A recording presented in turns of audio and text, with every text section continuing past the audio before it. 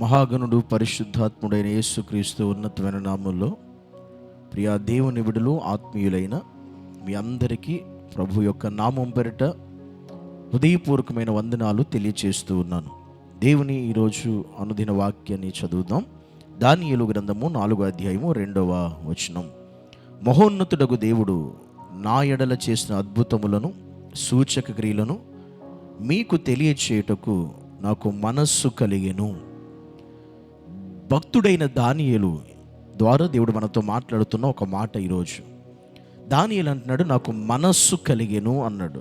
ఏ విషయంలో దానియేలుకి మనస్సు కలిగింది అంటే, మహోన్నతుడైన దేవుడు నా ఎడల చేసిన అద్భుతాలు గురించి సూచక్రియ గురించి మీకు తెలియచేయడానికి నాకు మనస్సు కలిగింది అన్నాడు. ఎందుకంటే దేవుని గురించి మాట్లాడాలంటే, దేవుని గురించి చెప్పాలంటే, దేవుని యొక్క గొప్పతనాన్ని గురించి వివరించాలంటే దానికి మనస్సు కలగాలి, అంటే మనస్సు ఉండాలి దేవుని గురించి చెప్పాలండి. ఎందుకంటే చాలామంది జీవితాల్లో దేవుడు అనేకమైన అద్భుతమైన కార్యాలు, అనేకమైన ఆశ్చర్యమైన కార్యాలు వారి జీవితంలో చేసినప్పటికీ, వారు పొందుకున్నప్పటికీ, వాటిని అనుభవిస్తున్నట్టుకి వాటి గురించి చెప్పడానికి వారికి మనస్సు రాదు, మనస్సు కలగదు. అలాంటి వారు ఈ లోకంలో చాలామంది ఉన్నారండి. ఈరోజు ఈ మాటలు వింటున్న వారి జీవితంలో కూడా, మీలో కూడా అనేక మంది దేవుడు మీ జీవితంలో అనేకమైన అద్భుతాలు చేశాడు, ఆశ్చర్యకాలు జరిగించాడు. అయినా కూడా వాటిని గూర్చి మీరు ఎవరితో కూడా పంచుకోలేని స్థితిలో కూడా మీరు ఉన్నారు, చెప్పలేని పరిస్థితులు కూడా, ఆ చెప్పే మనసు కూడా మీకు లేదు అని దేవుడు మీతో మాట్లాడుతున్నాడు. కానీ దానియేలు అంటాడు, మహోన్నతునకు దేవుడు నా జీవితంలో చేసిన అద్భుతాలను బట్టి, ఆశ్చర్యకాలను బట్టి మీకు తెలియచేయడానికి నాకు మనస్సు కలిగింది, నా హృదయము కలిగింది. అందుకే ఆయన కార్యాలను, ఆయన అద్భుతాలను, ఆయన సూచక్రియలను ఈరోజు మీకు చెప్పడానికి నేను సిద్ధంగా ఉన్నాను, మీకు తెలియచేస్తాను అని దానియేలు ఈరోజు మనతో మాట్లాడుతూ ఉన్నాడు. ప్రియ సహోదరి సహోదరుడు, ఈ మాటలు వింటే నీ జీవితంలో నిజంగా దేవుడు చేసిన ప్రతి కార్యాలను బట్టి నువ్వు ఎంతమందికి తెలియచేసావు, ఎంతమందికి చెప్పావు, ఎంతమందికి నువ్వు చెప్పే మనస్సుతో నువ్వు ఉన్నావు. దేవుడు ఎన్ని చేసినా, ఎన్ని కార్యాలు చేస్తున్నా, అనుభవిస్తున్నావు కానీ, వాటిని కలిగి ఉంటున్నావు కానీ, మనస్సు పెట్టి వాటి గురించి ఎవ్వరికి తెలియచేయలేని దీన దరిద్రమైన స్థితిలో ఉన్నటువంటి వారు ఈరోజు చాలామంది ఉన్నారు.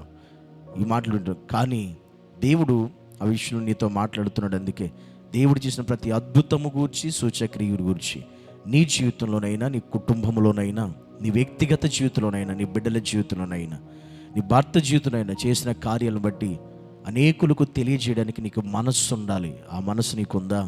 ఆ మనసు నీకు కలుగుతుందా? ఆ మనసు నీకు వచ్చిందా? లేదా ఆ మనస్సు లేకుండా కఠినంగా నువ్వు బ్రతికేస్తున్నావా? దేవుడు సన్నిధిలో నువ్వు గనక అనేకులకు తెలియచేయగలిగితే అంతకంటే గొప్ప కార్యాలు, అంతకంటే అద్భుతాలు, అంతకంటే ఆశ్చర్య కార్యాలు ఇంకా అనేకమైనవి దేవుడు నీ జీవితంలో చేస్తాడు. చాలామంది అలా చెప్పలేని స్థితిలో, చెప్పడానికి కూడా మనస్సు లేని వారు ఉన్నారు. అలాంటి మనస్సు కలిగిన వారిని అయితే దేవుడు ఇంకా అత్యధికంగా దీవిస్తుంది. దానియేలు బబులోను సామ్రాజ్యం అలాగ ఉన్నాడు గనుక అంతకంతకు దానియేలు అభివృద్ధి చెందినాడని బైబిల్ సెలవిస్తూ ఉంది. అందరి రాజుల కాలంలో కూడా అంతకంతకు దానియేలు అభివృద్ధి చెందెను అని వ్రాయబడి ఉంటుంది. ఎందుకు కారణం? దేవుడు తన జీవితం చేసిన అద్భుతాలు, సూచక్రియలన్నిటిని గురించి అనేక మందికి తెలియచేయడానికి అతని మనస్సు కలిగి ఉన్నాడు. ఈరోజు నీవు కూడా ఇదే మనస్సు కలిగి ఉంటే నీవు కూడా అంతకంతకు వృద్ధి చెందుతావు. అట్టి కృప దేవుడు లేని వారికి కూడా, ఇట్టి మనస్సు లేని వారికి కూడా దేవుడు దయచేయునుగాక. ఆమేన్. యేసయ్యా నీకు వందనాలునైనా స్తోత్రాలు.